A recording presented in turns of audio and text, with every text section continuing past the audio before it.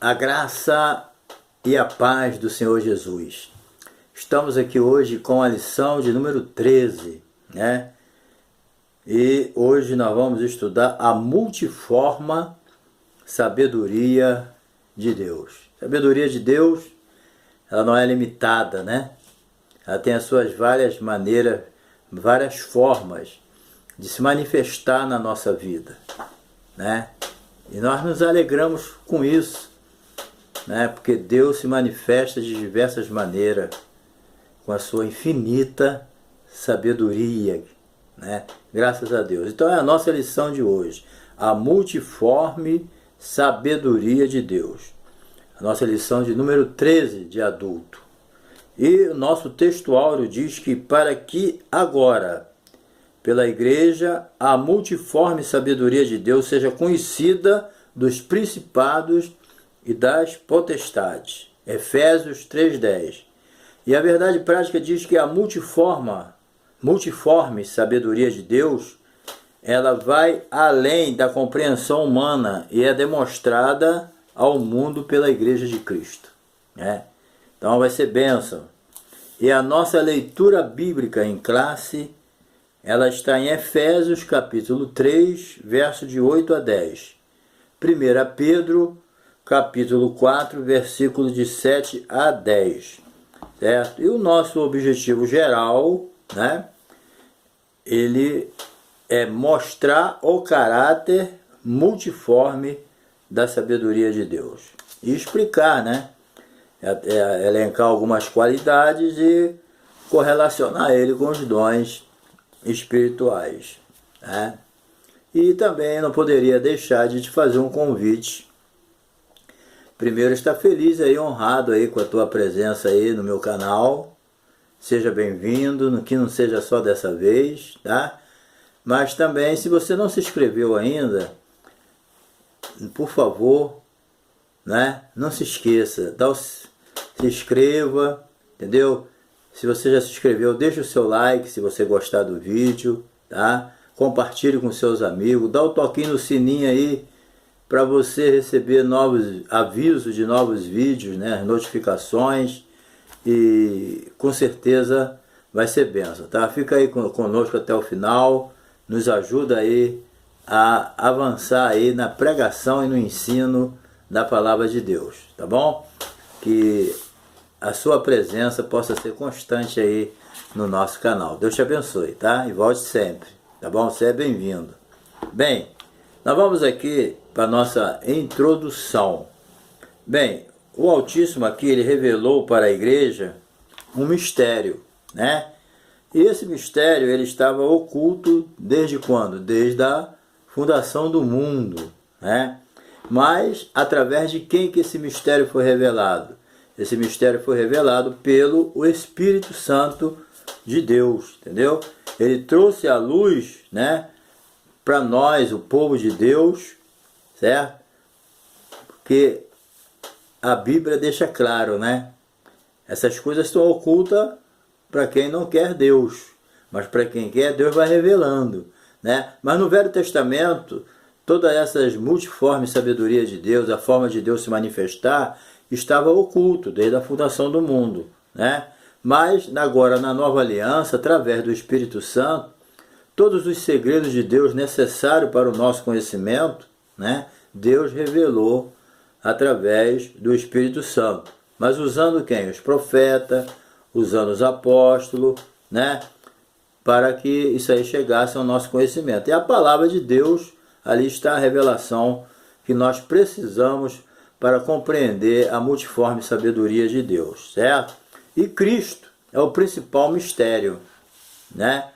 Porque os judeus até esperavam Jesus, né? O Messias, né? O ungido de Deus. Mas eles criaram uma forma do Messias que não era do jeito que eles pensavam e nem do jeito que Deus quer, né? Então, o Messias criado na imaginação dos judeus não era o Messias que Deus ia enviar, né? Então, eles se decepcionaram e perderam a bênção, certo? Mas a igreja entrou no contexto e continua até hoje pregando essa palavra maravilhosa. Então, isso aí que nós vamos estudar hoje, tá bom? Nós vamos ver aqui os dons ministeriais, certo? Bom, nós já estudamos bastante sobre os dons espirituais, né? E eles são diversos, ok? Na passagem aqui bíblica de 1 Coríntios, no versículo 12, capítulo 12, versículo 8 a 10, são mencionados aqui os dons do Espírito Santo, chamados, né, dons espirituais, como tem outros dons espirituais além desse. Nós estudamos os dons da revelação, que é o que? A palavra da sabedoria, a palavra da ciência, discernimento de espírito, né? E o dom de poder, que é o dom da fé, dom de cura, dom de operação de milagres, maravilha, né? O dom de expressão, né? Que é o dom de profecia, dom de línguas, dom de variedade de língua, interpretação, né? E os dons também que nós estudamos são os dons ministeriais, né? Que é o apóstolo, profeta, evangelista, pastor, né? E doutores.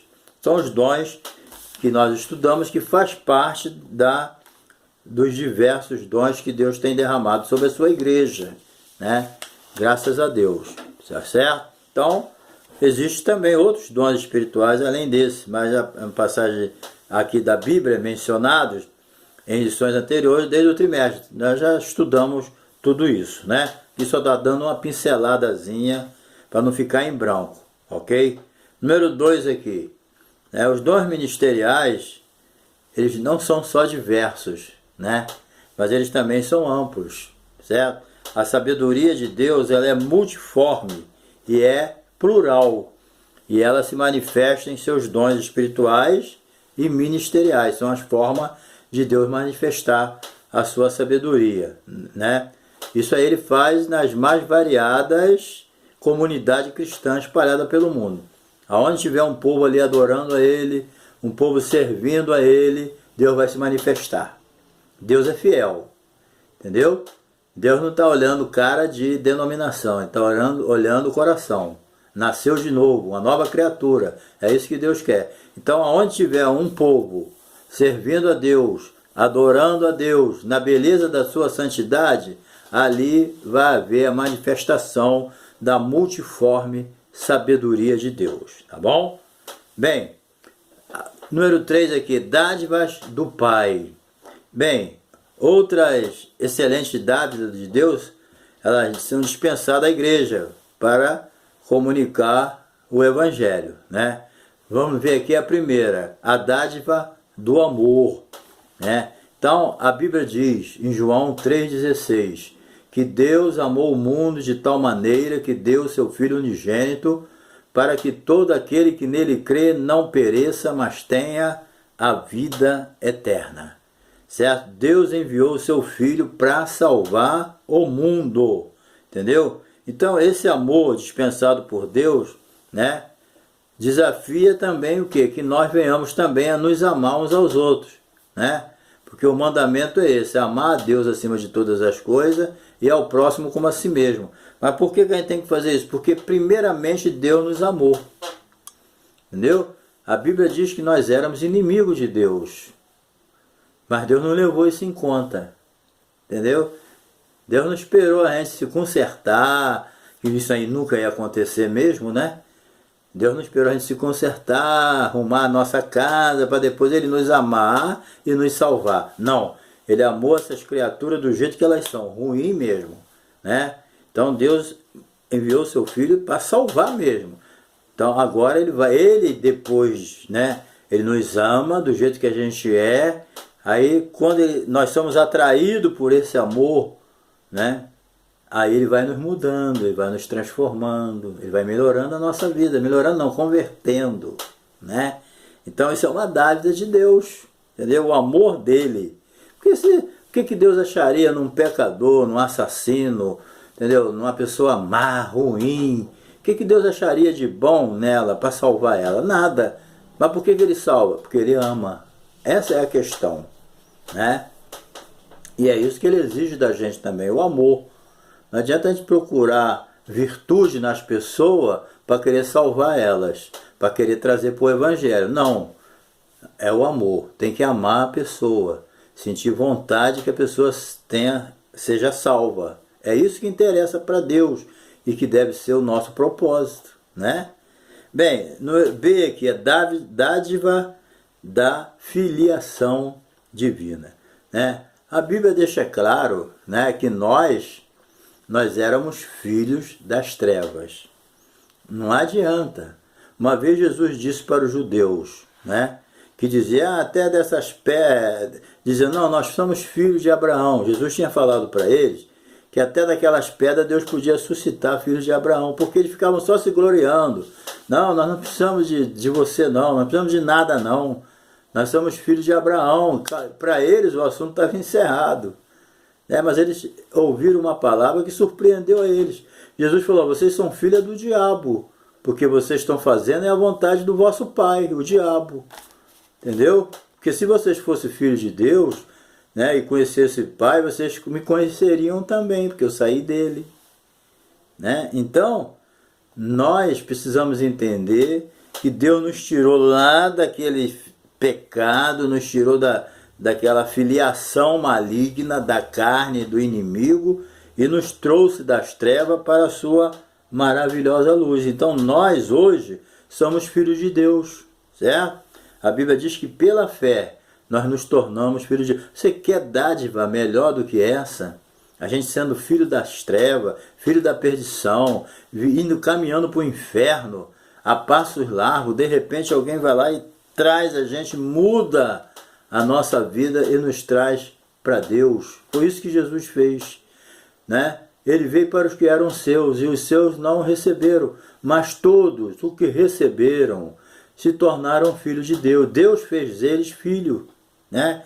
Então, louvado seja Deus que nos aceitou como filho. Glória a Deus, né? Nos adotou pela fé. Bem, a C aqui, o ministério da reconciliação, né? A Bíblia diz que Deus, né, estava em Cristo, reconciliando consigo o mundo. O homem, ele anda atrás de ídolo, devido ter o coração religioso, ele anda atrás de ídolo, ele corre atrás de religião, ele quer procurar um meio para ele se salvar, né? Mas o que acontece é que o homem não tem condição de se reconciliar com Deus. O homem não tem essa capacidade. Quem reconcilia o homem com Deus é Deus. A Bíblia diz que Deus estava em Cristo, reconciliando consigo o mundo. Não adianta as pessoas querer se reconciliar com Deus do seu próprio jeito, criando o seu próprio meio de salvação, que está perdendo seu tempo. Ninguém vai se reconciliar com Deus de modo próprio, a seu modo, a seu jeito. Deus já estabeleceu o caminho da salvação, o meio da salvação é Jesus. E Deus estava onde? Em Cristo. Para quê? Para trazer o homem para ele, reconciliar. É Deus que corre atrás do homem desde que ele pecou. Desde que Deus procurou Adão lá no Éden e não achou, em tese, lógico, que Adão se escondeu, e Deus não saiu procurando ele. É a mesma coisa hoje. O homem não procura Deus, ele procura religião, procura ídolo, procura se satisfazer do seu próprio jeito. Mas quando Deus está reconciliando consigo o homem, basta somente o homem aceitar essa reconciliação. Entendeu? Então é uma dádiva do céu, o ministério da reconciliação. Deus estava em Cristo reconciliando consigo o homem. Então Deus vem e reconcilia. Por quê? Porque ele já era conciliado. Antes de Adão pecar, eles eram amigos. Adão pecou, o homem se separou de Deus. Mas Deus quer reconciliar, né? Mas o homem tem que aceitar. Porque quando a pessoa se reconcilia com Cristo, o que acontece? Ele se torna uma nova criatura em Cristo. Por quê? Porque quem está em Cristo, nova criatura é, e as coisas velhas já passaram. Entendeu? Bem, tudo Deus faz novo na nossa vida, é só a gente aceitar o querer dele.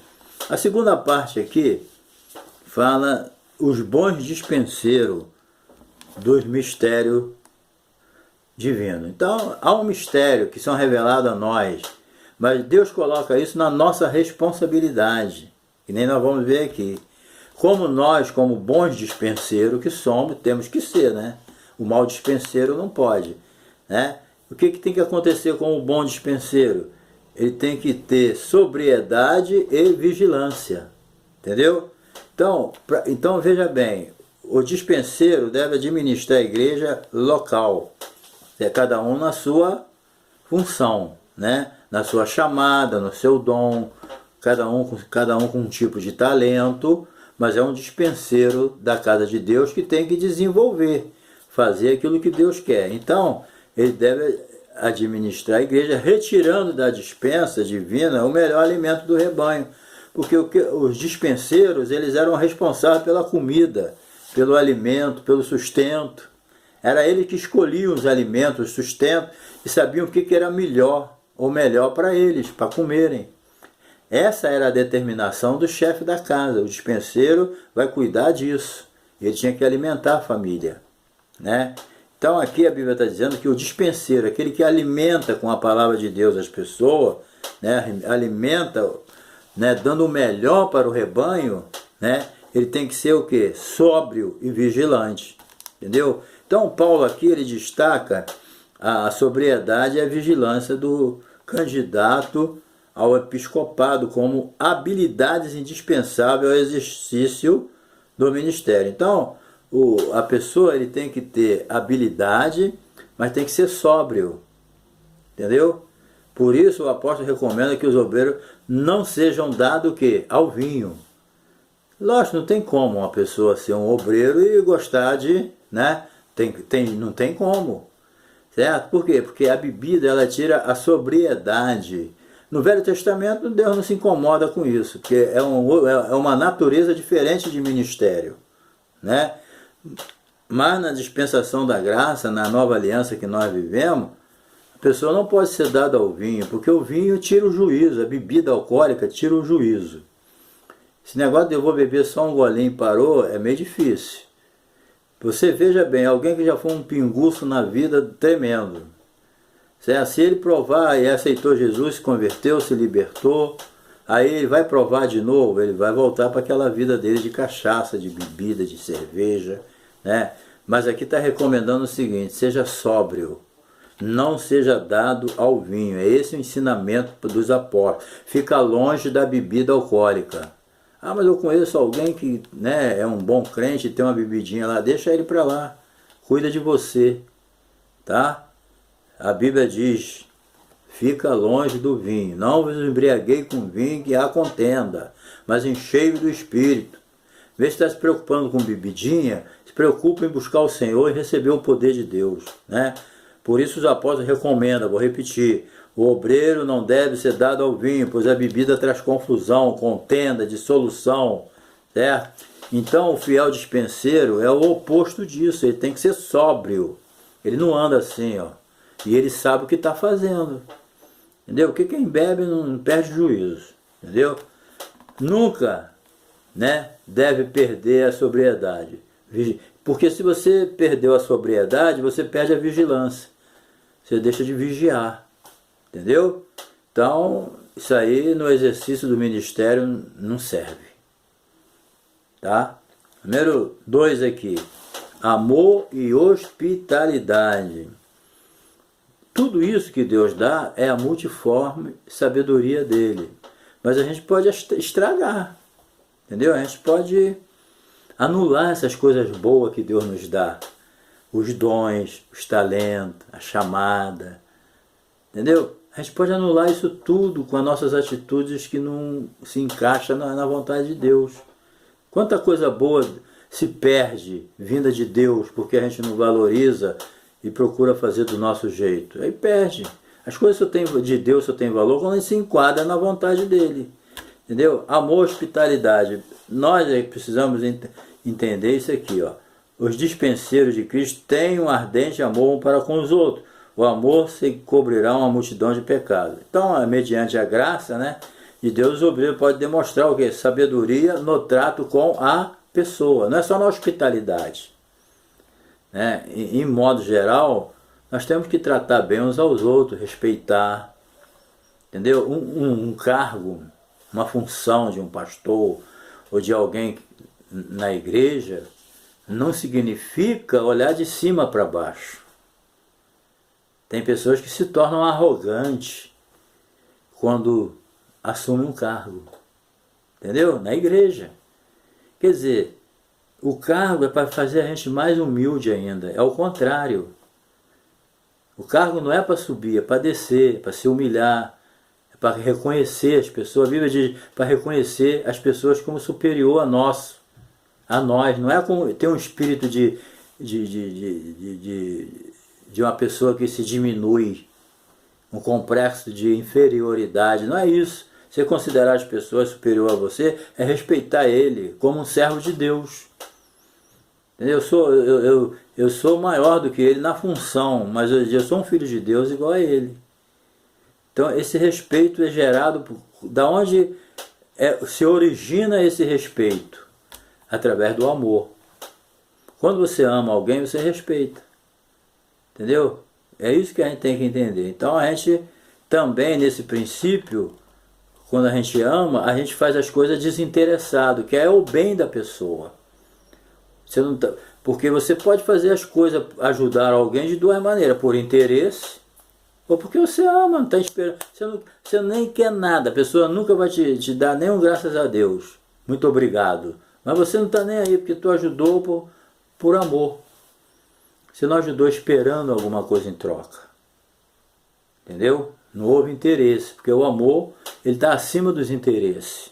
Então é isso que a gente precisa entender. Então essa é a atitude verdadeira, né, daqueles que se dizem discípulos de Jesus. Inclusive Jesus falou assim, olha, as pessoas vão conhecer vocês, saber que vocês são meus discípulos, se vocês amarem uns aos outros.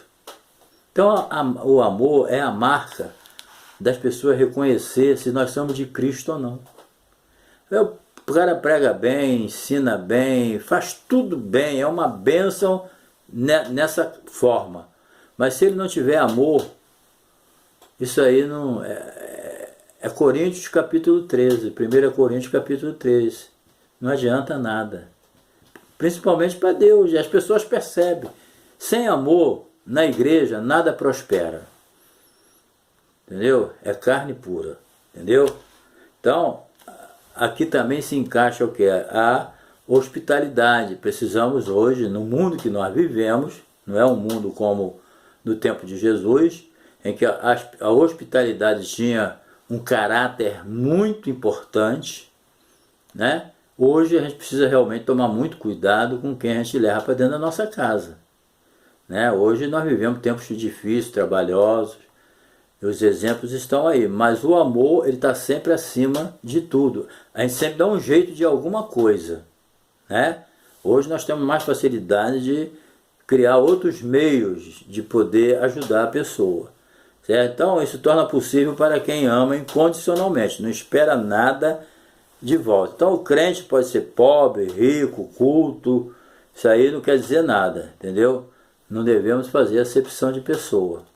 Por quê? Porque Deus nos amou primeiro, entendeu? Tudo que nós fazemos por alguém, Deus já fez por nós, através de Jesus, entendeu?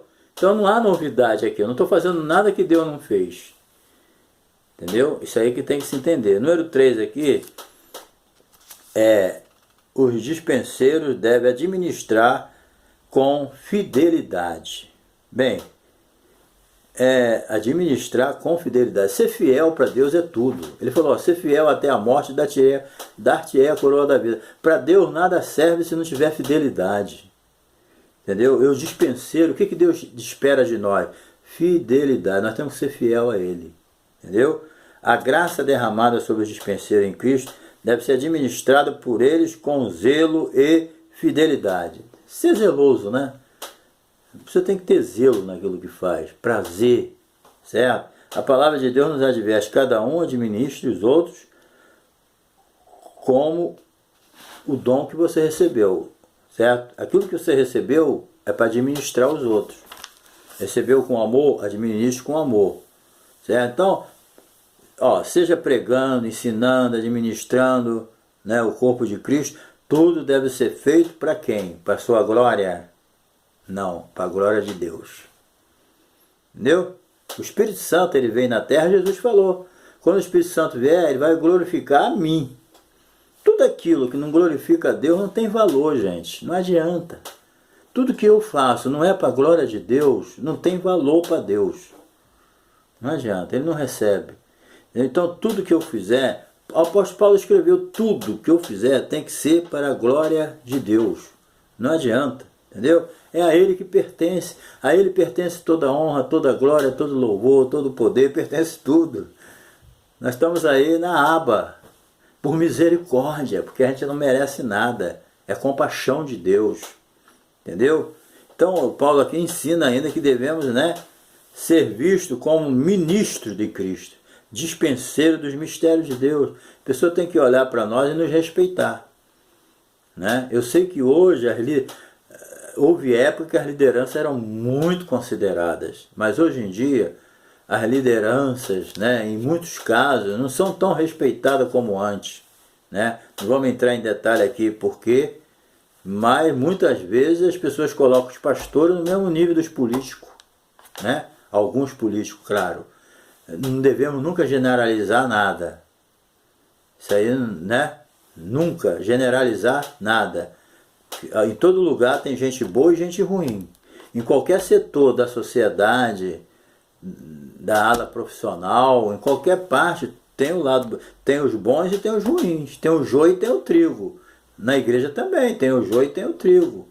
Entendeu? Então nós temos que entender que muitas vezes, por causa de alguns critérios aí usados por alguns homens de Deus, não somos muito respeitados. Mas em tudo Deus tem misericórdia. Por isso os dispenseiros devem ser fiéis em tudo, ser irrepreensível, certo?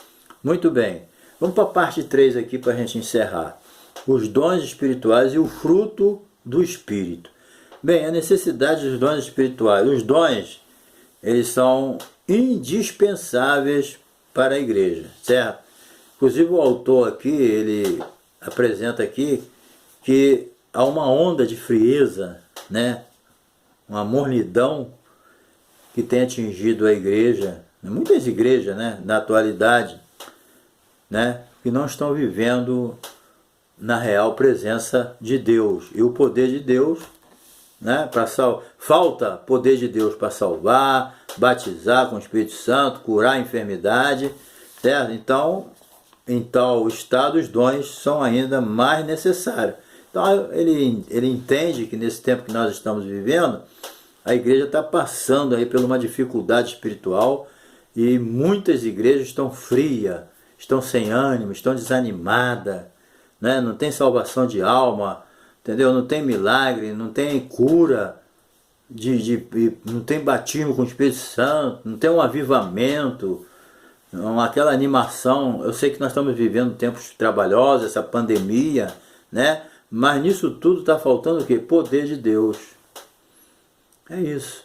E numa situação dessa, os dons espirituais são importantíssimos. E infelizmente tem até algumas igrejas que desprezam os dons espirituais. Entendeu?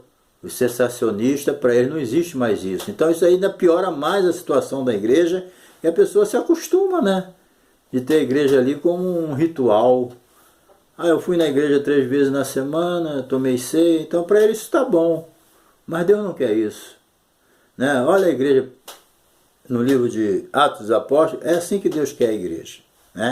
Então é no tempo de seguidão que precisamos buscar mais a Deus. Quando a situação, nós temos que buscar Deus sempre, mas quando a situação piora, em vez da gente desanimar, desistir, aí que nós temos que buscar mais a Deus. Aí que nós devemos se humilhar mais, buscar mais, entendeu? Buscar mais a Deus, porque é do Senhor que vem a força, é de Deus que vem o ânimo.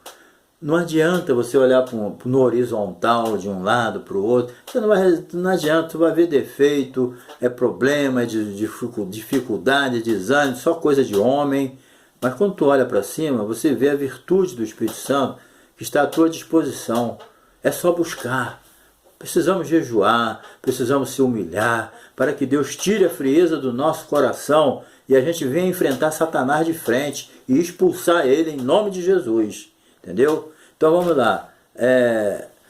Os dons espirituais, número 2, e o amor. Paulo termina o capítulo aqui sobre os dons espirituais dizendo: portanto, procurai com zelo os melhores dons e eu vos mostrarei um caminho ainda mais excelente.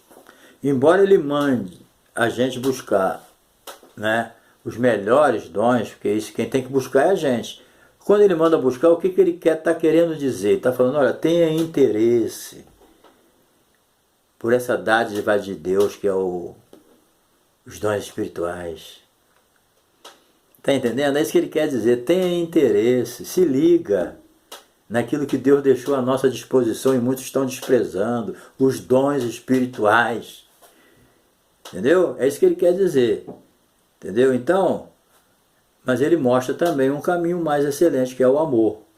Lógico que existe a necessidade dos dons espirituais, mas tudo é acompanhado de quê? Amor. Porque sem amor não adianta. Sem amor a coisa é mecânica. Entendeu? Não resolve. Então, esse é considerado aqui o capítulo, um dos capítulos mais belos da Bíblia, né? Entre os assuntos aqui. Então, o apóstolo Paulo aqui, o apóstolo dos gentios, né? Como ele se proclamava e tinha muito orgulho disso, né? Ele se refere a vários dons, ensinando que sem o amor não adianta ter dom, porque você não vai usar para a glória de Deus. Entendeu? Então, encerrando aqui, a necessidade do fruto, o fruto do Espírito, uma vida cristã pautada pela perspectiva do fruto é bem diferente, porque não adianta, ou é fruto ou é carne, ou está no fruto do Espírito ou na obra da carne, não tem neutralidade. Aqui está o fruto do Espírito, aqui está a obra da carne. Você não pode ficar ali no meio, entre um e o outro. Não. Ou você está na carne ou está no Espírito. Entendeu? Não tem outro jeito, certo? Então, uma igreja cheia de poder, que também ama o pecador, certo? Cheia de dons espirituais, mas que também acolhe o doente, entendeu? Zelosa de boa doutrina, mas em chamas pelo amor fraterno. Quer dizer, tem igreja que é rígida na doutrina, mas não tem amor pela pessoa. Não adianta. Isso é uma religião. A religião é assim. A pessoa tem que... A religião tem o segmento dela. Importa se tem amor ou não. O importante é seguir aquele ritual. Por quê? Existe diferença entre a religião e o cristianismo? Para mim existe. Por quê? Porque eu não sigo uma religião. Eu não sou religioso. Eu não fui religado por nada, a não ser por Jesus. Entendeu? Eu sou ligado no céu por Jesus. Então eu não sigo uma religião. Eu sigo uma pessoa. Pastor Adilson da Silva Lobo. Você é religioso? Não. Por quê? Porque eu não sigo religião, eu sigo Jesus. Jesus não é religião, Jesus é uma pessoa. É o Salvador da humanidade. Acabou. Eu não estou esperando uma religião vir me buscar, estou esperando Jesus vir me buscar. Entendeu? Eu posso ser religioso no sentido, né, prático aí, para poder dar entendimento. Entendeu? Por efeito de didática, eu vou explicar. Mas eu sou um cristão que sigo uma pessoa chamada Jesus. Não tem nada a ver com religião. Religião tem milhares no mundo. Agora Salvador só tem um. Entendeu? Então, uma igreja, ela pode ser zelosa na boa doutrina, ser uma igreja muito religiosa e não ter amor por ninguém. Entendeu? Então, por quê? Porque o amor é benigno. O amor não é invejoso, o amor não trata com leviandade, o amor não se ensoberbece, não se porta com indecência, não busca seus interesses, não se irrita, não suspeita mal. O caminho do amor é mais excelente que os dons espirituais. Os dons espirituais são importantes? São, mas sem amor não serve. Entendeu? Então, querido, chegamos aqui à conclusão. A multiforme sabedoria de Deus manifesta-se na igreja através da intervenção sobrenatural do Espírito Santo e a partir dos dons de Deus, necessária ao crescimento espiritual dos crentes. Então, sejam quais forem os dons, aqueles que possuem devem usá-lo com humildade, fidelidade, não buscando interesse próprio, entendeu? Mas sobretudo o amor, pois sem o amor de nada adianta possuir dons, não adianta. Estes são para a edificação dos salvos em Cristo. Então, querido, Deus te abençoe. Foi a última lição desse trimestre. O próximo trimestre vem aí. Bênção pura, tá bom? Um abraço. Não se esqueça de se inscrever no meu canal. Não se esqueça de dar o seu like. Entendeu? Ajuda a gente aí. Compartilha com seus amigos. Divulga aí. E na próxima semana nós estamos aí de volta em nome de Jesus, tá bom? Um abraço.